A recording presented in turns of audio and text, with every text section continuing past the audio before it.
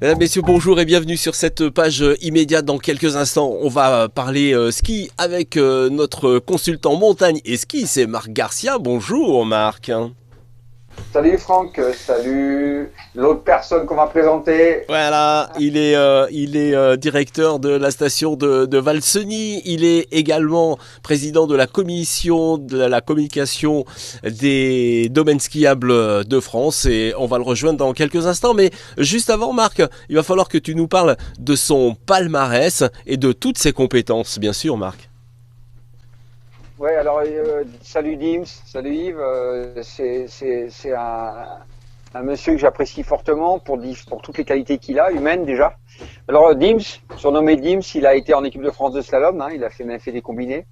Il a eu 3 podiums dans sa carrière. Il a fait 2 fois troisième et 1 fois deuxième. Alors l'ordre, je crois que c'est Garmisch 95-96, Garmisch, Bormio, Madonna, où il a fini deuxième à Madonna derrière Tomba.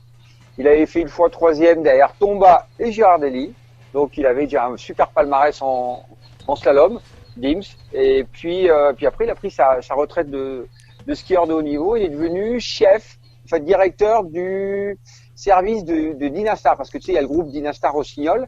Et Dims était le grand responsable du Racing Center, on dit plutôt en version anglaise, de chez Dynastar. Donc il gérait les contrats d'athlètes de haut niveau chez Dynastar, de tout ce qui est fédération, tout ce qui est club, tout ce qui est comité. Donc il a fait ça de 99, il me semble, à 2006, si j'ai bonne mémoire, il nous le dira. De 2006 à 2010, alors là, il a basculé à la Fédé.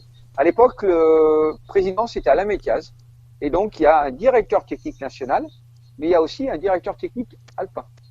Et donc, Yves est devenu directeur technique alpin. Donc, il gère, en fait, c'est pas président de la Fédé, mais c'est donc responsable de toute la partie technique, avec le staff, avec l'encadrement.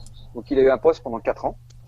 Et puis en 2006, il me semble, Dims, tu me confirmeras que c'est Jean-Claude Killy qui a dû t'appeler et tu as été responsable de tout le programme développement, mise en place des structures, des pistes et tout le programme des Jeux Olympiques de Sochi pour tout ce qui est épreuve alpine. Donc, quel palmarès sportif.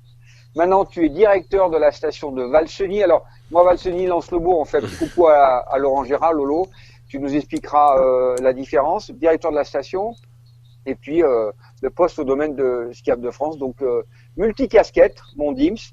C'est un super mec. Voilà, je voulais présenter. On pourrait tellement parler de lui. Eh bien, Yves, sacré palmarès, hein.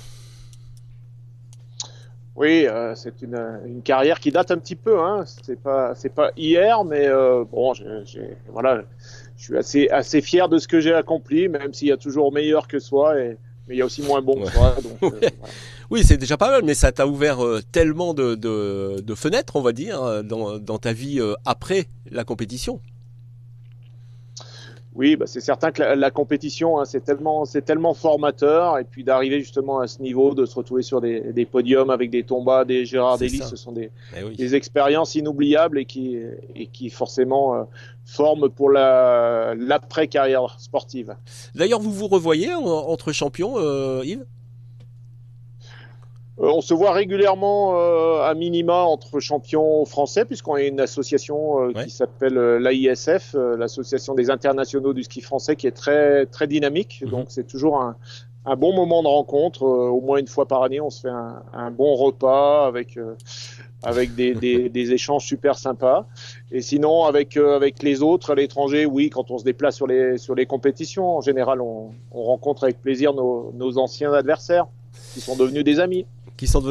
Allez, on va retrouver notre ami, justement. C'est Marc Garcia. Il a une question pour toi. Marc, c'est à toi. Mon Dims. Voilà. Alors moi, j'ai 2 questions pour lui, en tout cas. Vas-y. Donc, la station de Valseny, l'hiver s'était bien passé. La fin de saison, bah, on l'a vu, on a tous été bloqués. Toi, ça se passe comment là-bas, en Maurienne? Comment ça se passe pour toi? Comment ça s'est passé? Comment ça se passe encore aujourd'hui? Et quelles sont les perspectives et quel est l'avenir? Maintenant, nous respectons scrupuleusement le confinement, hein, dans tous les domaines skiables, tout simplement parce qu'on a envie de préserver la santé de nos compatriotes, la santé de nos clients. Nous sommes actuellement en train de travailler ici dans le domaine skiable de Valseny, mais plus largement dans tous les domaines skiables français, sur l'après-confinement, sur l'avenir du tourisme en montagne. Et bien entendu, on reste optimiste en se disant que dans quelques mois, ce ne sera qu'un mauvais souvenir, même si l'été, qui arrive demain, bien sûr, semble bien amputé en tous les cas en montagne. Alors, justement, on a appris que les Deux Alpes allaient ouvrir quand même, parce que c'est vrai que comme on n'a pas de règles, on ne sait absolument pas ce qui va se passer. Les Deux Alpes ont décidé d'annoncer l'ouverture. C'est une bonne stratégie d'après toi, Yves ? Je pense qu'il faut un petit peu modérer. Je pense que les Deux Alpes annoncent son intention d'ouvrir début juin, et il se prépare pour cela. Mais comme tout le monde, on se prépare pour ouvrir et pour accueillir des personnes qui auront envie de venir en montagne dans un milieu préservé. Mais dès que ce sera possible, il est certain que si les règles ne sont pas respectées pour lutter contre ce virus, les domaines skiables n'ouvriront pas, les remontées mécaniques n'ouvriront pas. Mais en tous les cas, on se prépare pour ça. Oui, d'accord. Donc, alors justement, comment on prépare une station de sport d'hiver ? Tout est chamboulé en ce moment au niveau des remontées mécaniques, au niveau de l'entretien et puis dans la station avec les commerces. Comment ça se passe à Valseny ?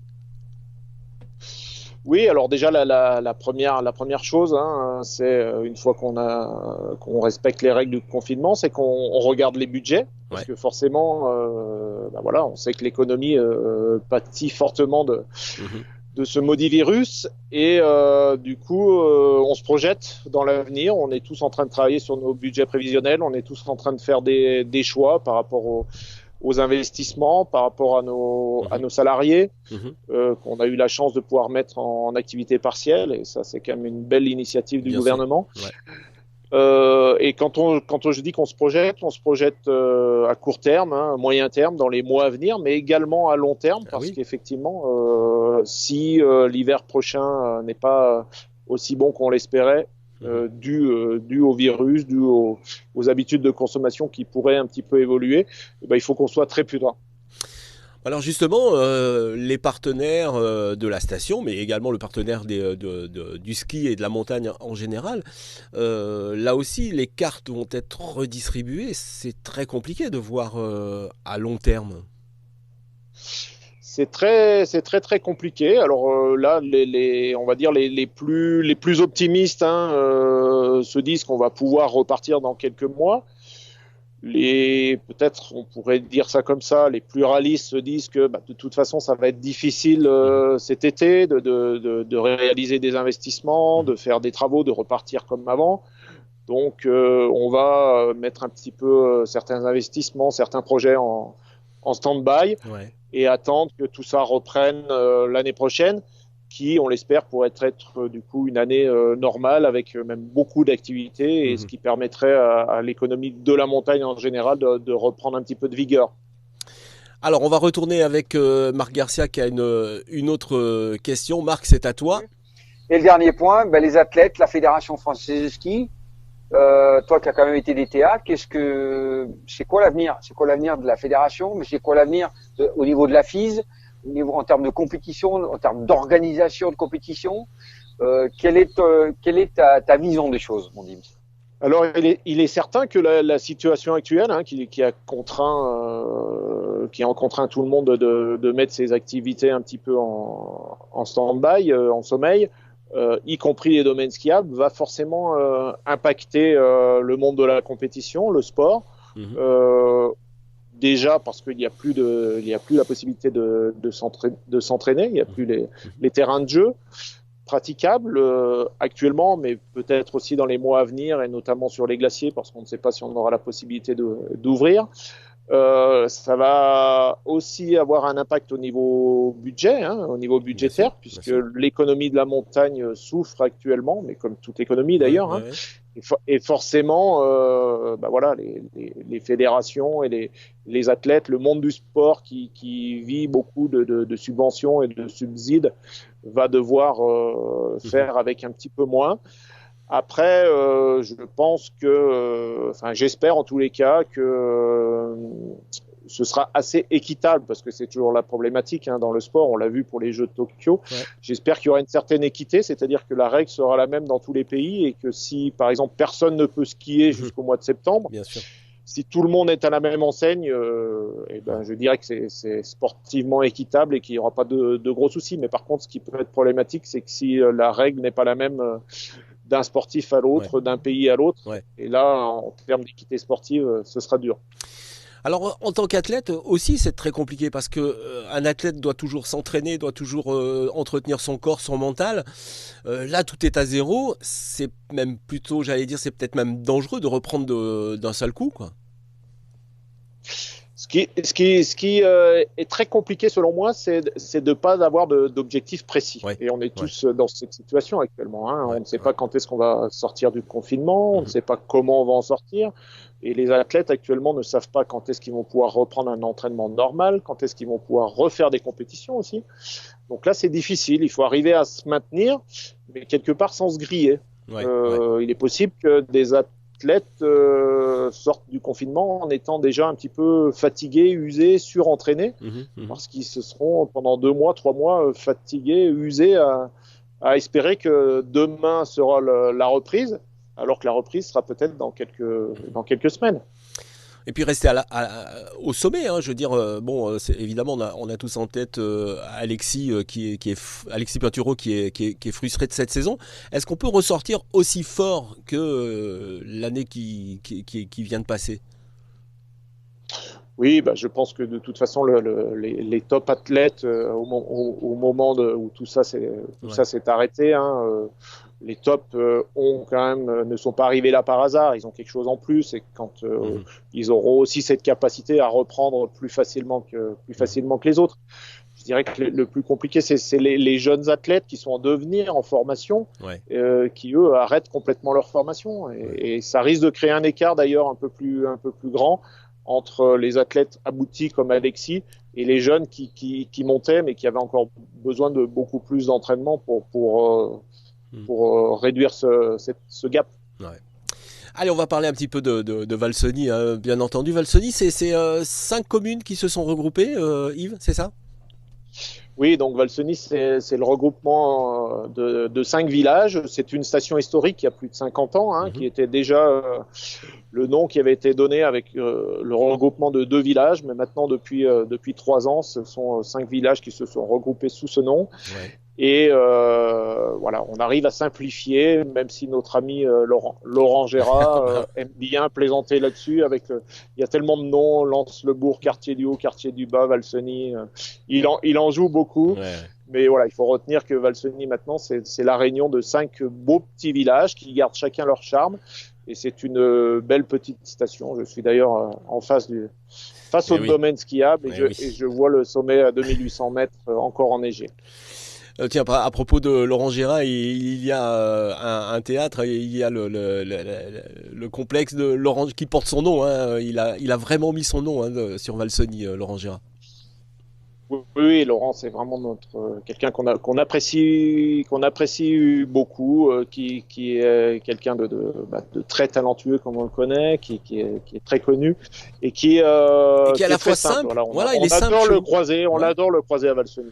Parce qu'on le croise comme ça dans la rue, il est comme ça en train de boire un verre dans les restaurants, et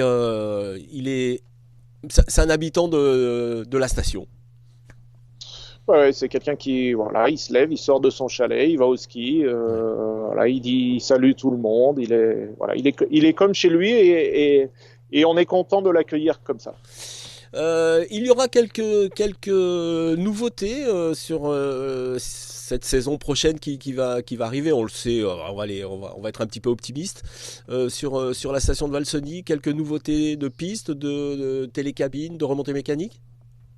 Alors là, clairement, il est un petit peu tôt pour le dire. Voilà, il y a déjà, et c'est tout à fait conforme à la réglementation, il y a déjà quelques travaux de terrassement pour une nouvelle résidence hôtelière 5 étoiles qui a débuté là depuis une semaine. Ouais. Et par rapport au domaine skiable, bon, tous les investissements, je pense qu'on va sagement les geler. C'est logique. Surtout que vous avez inauguré il y a pas très longtemps une télécabine. Hein. Oui, c'est vrai qu'il faut le dire. On a beaucoup investi. On a investi plus de 45 millions d'euros ces 4 dernières années. Donc, de calmer un petit peu les investissements, c'est pas une mauvaise chose. Et d'ailleurs, c'était prévu. Donc ça tombe bien. Après, là, on travaille sur un événement, puisqu'on parlait de sport. On travaille sur la prochaine Coupe d'Europe qui aura lieu à Valseny début janvier. Ouais. Donc voilà, on a fait une petite visioconférence hier pour en parler. On commence à la préparer, même s'il y a toujours des doutes, mais on espère que d'ici là, tout sera rentré dans l'ordre. Parce que ça, c'est pas une mince affaire. Coupe d'Europe, c'est autant qu'une Coupe du Monde. Quasiment. Oui, c'est assez lourd à organiser. Ouais. Alors après, on a la chance à Valseny d'avoir tous les sociopros qui sont derrière nous, les hébergeurs qui jouent le jeu, parce que c'est pas simple. Il faut quand même un certain standard pour loger les athlètes. Après, il faut préparation de la piste, c'est du boulot. Donc là, on a tout le club des sports qui organise l'événement qui est derrière avec ses bénévoles, les écoles de ski qui jouent vraiment le jeu, mais également l'office du tourisme qui est derrière. Puisqu'on essaie d'en faire un événement aussi de promotion, bien entendu, et que d'ailleurs la dernière édition était diffusée en direct sur Internet et on avait eu de magnifiques images. Super. Eh ben, en tout cas, merci Yves d'avoir pris un petit bout de temps avec nous. On va juste rejoindre Marc. Marc, un dernier mot à Yves. Francky et puis Dibs, en tout cas, merci d'avoir été avec nous. Continue à bien travailler en Maurienne, chez toi là-bas. Je sais que tu es aussi très très bricoleur. Je sais que tu fais beaucoup de choses. Donc continue à bien travailler. Tu salues la famille pour moi. Et puis en attendant de venir te voir dès que ce sera possible dans ta magnifique station. Allez, je vous fais la bise. Ciao, ciao. Eh ben je vous salue également. Marc, qui est également dans les montagnes, profite bien du grand air. Franck, merci à toi. Et puis surtout, portez-vous bien, tous les deux, mais également tous ceux qui nous regardent. Faisons en sorte qu'on sorte rapidement de ces situations et en bonne santé. Avec plaisir, on se croisera sur les pistes du côté de Valseny. J'adore cette station. Voilà. Merci Yves. Ciao. À bientôt. Merci.